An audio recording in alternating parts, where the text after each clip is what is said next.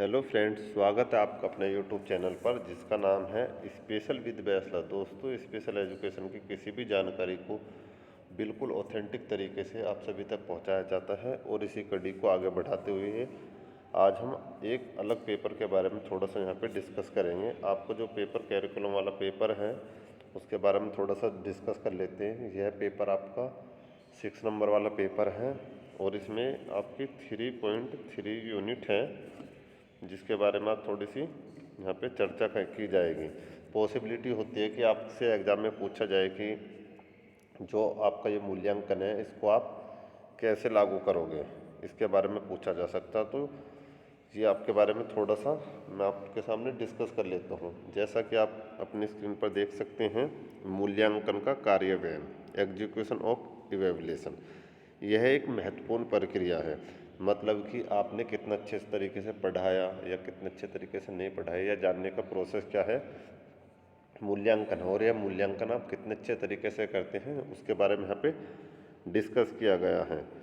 मूल्यांकन का कार्यान्वयन एक महत्वपूर्ण प्रक्रिया है जो छात्रों की शैक्षिक प्रगति का मूल्यांकन करने में मदद करती है।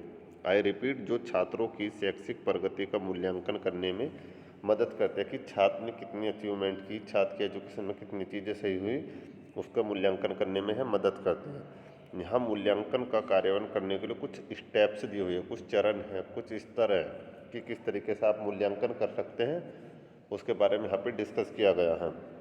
तो आपका जो पहला पॉइंट है वो आप देखोगे स्क्रीन पर, मूल्यांकन के उद्देश्यों का निर्धारण करना कि आपके ऑब्जेक्टिव क्या है मूल्यांकन करने का।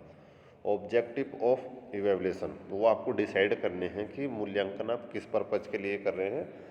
तो जैसा कि आप देख सकते हैं स्क्रीन पर, पहला पॉइंट है हमारा यहाँ पे, मूल्यांकन के उद्देश्यों का निर्धारण करें। यानी आपको अपने पहले ऑब्जेक्टिव सेट करने हैं कि आप किस पर्पज़ से मूल्यांकन कर रहे हैं। जैसे कि छात्र की शैक्षिक प्रगति का मूल्यांकन करना, कि छात्र की जो एजुकेशन प्रोग्रेस है वो कितनी हुई है या नहीं हुई है, उसका जो हम निर्धारण करेंगे वो आपका मूल्यांकन के उद्देश्यों का निर्धारण में आ जाएगा। इसी का सेकंड पार्ट है, मूल्यांकन के उद्देश्यों को स्पष्ट और विशिष्ट बनाएं। आपके जो ऑब्जेक्टिव है, जो उद्देश्य है, वो बिल्कुल स्पष्ट होने चाहिए, क्लियर होने चाहिए। आपको पता होना चाहिए कि आप क्यों इस मूल्यांकन को कर रहे हैं, और वो कुछ यूनिक होने चाहिए, कुछ स्पेशल होने चाहिए, विशिष्ट बनाने चाहिए।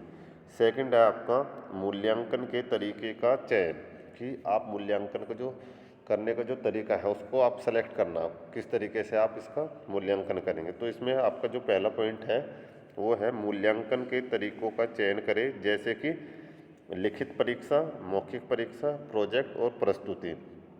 अब ये इसमें सीधा सीधा ये पूछा जा रहा है कि जब भी आप बच्चों का मूल्यांकन करेंगे तो वहाँ पे चीज़ें आपको सेट करनी है कि मूल्यांकन आप किस तरीके से कर सकते हो। जैसे कि क्लास में किसी टीचर ने बच्चों को पढ़ाया, बच्चों को पढ़ाने के बाद टीचर ने बोल दिया कि आप सभी का टेस्ट होगा।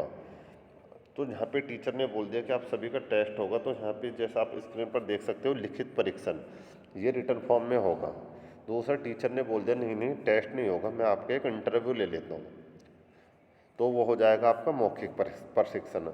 या टीचर ने बच्चों से डिस्कस करने के बाद बच्चों ने बोला कि सर इंटरव्यू न लीजिए, आप ना हमें कोई एक असाइनमेंट दे दीजिए, कोई प्रोजेक्ट दे दीजिए, और उसके हिसाब से भी मूल्यांकन किया जा सकता है। या फिर प्रस्तुति, मतलब कि प्रेजेंटेशन, आप बच्चों को चीज़ों को प्रेजेंट करने के लिए कह सकते हैं ताकि वो चीज़ों को क्लास में प्रेजेंट करें, और उससे भी आपको पता लग सकता है कि बच्चों को चीज़ें कितनी आती है नहीं आती।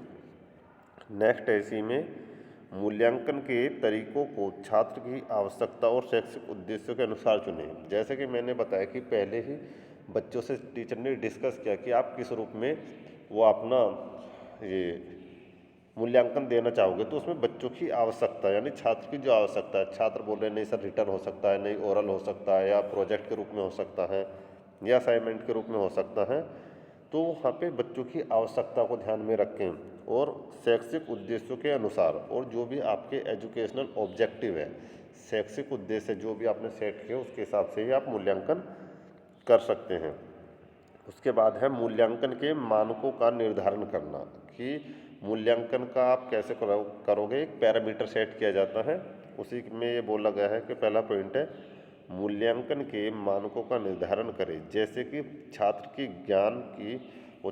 ज्ञान और भाषा का कौशल का मूल्यांकन करना। अब इसमें सीधा सीधा बोला जा रहा है कि आप मूल्यांकन करोगे तो कुछ पैरामीटर सेट किए जाते हैं, तो जो छात्र के ज्ञान है और भाषा कौशल का मूल्यांकन करो, क्योंकि छात्र की नॉलेज कितनी है और उसकी भाषा पे पकड़ कितनी है, वो भाषा के बारे में कितना जानता है, इस चीज़ का आप मूल्यांकन के थ्रू चीज़ों को पता लगा सकते हैं। सेकंड है, इसमें मूल्यांकन के मानकों को स्पष्ट और विशिष्ट बनाएं, यानी जो भी आपके मानक हैं, जो भी आपके पैरामीटर है, जो भी आपने चीज़ें सेट की हैं, वो सारी चीज़ें क्लियर होनी चाहिए, स्पष्ट होनी चाहिए, उसमें किसी भी तरीके की कोई चीज़ें उलझन वाली ना हो।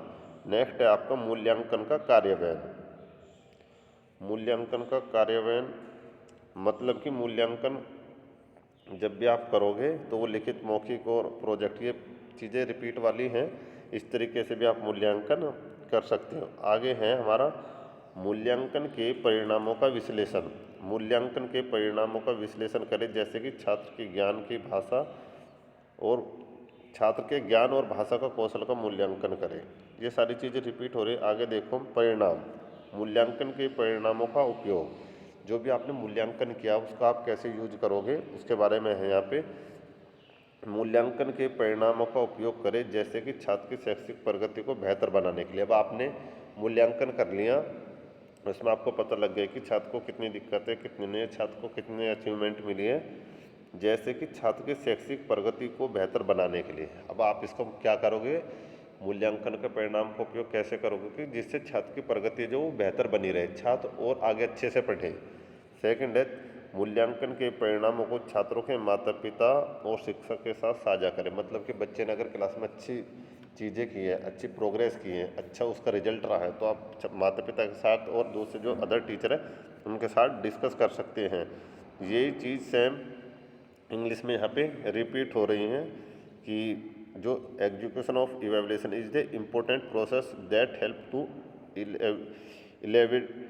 Evaluation that educational progress of student. मतलब कि जो स्टूडेंट की जो प्रोग्रेस है उसको देखने के लिए सारी चीज़ें की जा सकती है। तो आप अपने स्क्रीन पर देख सकते हो, ये यहाँ पे इंग्लिश में है। Determination the objective of evaluation, आपको अपने ऑब्जेक्टिव सेट करने हैं। Selection the mode of evaluation, selection करना आपको कौन कौन से तरीके से आप इवैल्यूएशन कर सकते हैं।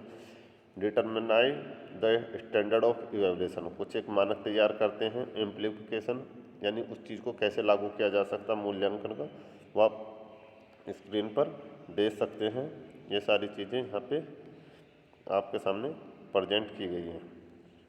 ठीक है, तो ये जो आपका एक टॉपिक है, यूनिट है, आपकी कैरिकुलम वाले जो पेपर है उसकी ये यूनिट है, उसमें पूछा गया था, तो उसी के बारे में आप सभी के सामने यहाँ पे डिस्कस किया है।